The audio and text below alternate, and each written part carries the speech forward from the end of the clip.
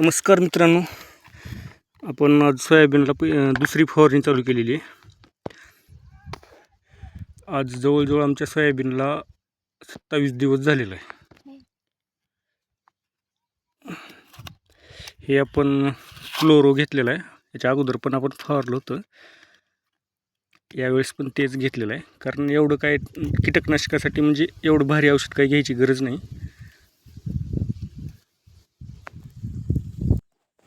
20 लिटरचा पंप आहे, आपण 20 लिटरला 40 ml वापरायलो क्लोरो।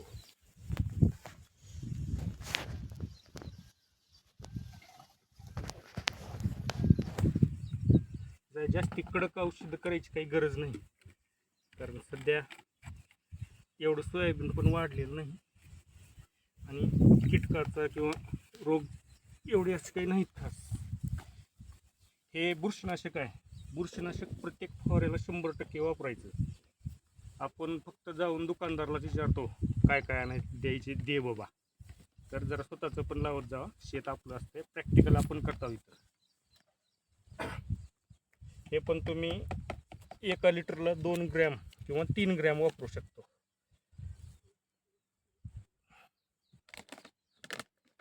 आणि हे आपलं 19-19 आहे, हे तुम्ही 70 ते 80 ग्रॅम वापरा एका पंपाला।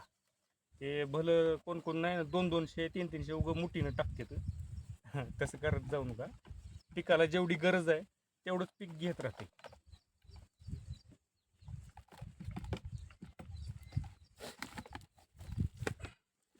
एक टॉनिक आपण अगोदरच टाकलेलं आहे, हे टॉनिक आहे सीवीड Vira+5 म्हणून आहे।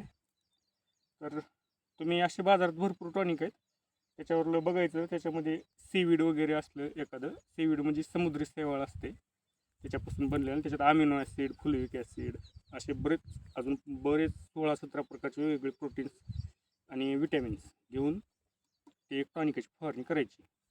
एका पंपाला ह्याचं 50 ml टाकायचं। आणि आता तुम्हाला दाखवतो आपलं सोयाबीन पण जरा पाऊस।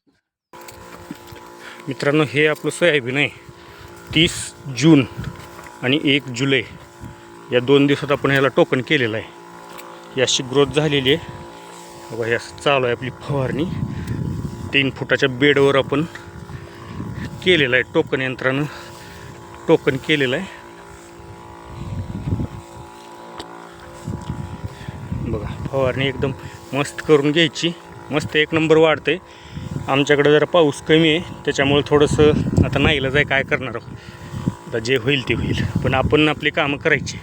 तरी पण जमलेलं चांगलं सोयाबीन। हे आपली फुले दुर्वा आहे 992 KDSचं।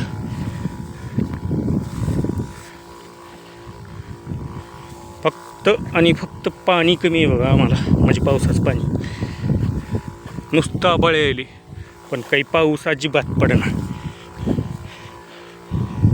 ठीक आहे मित्रांनो, धन्यवाद।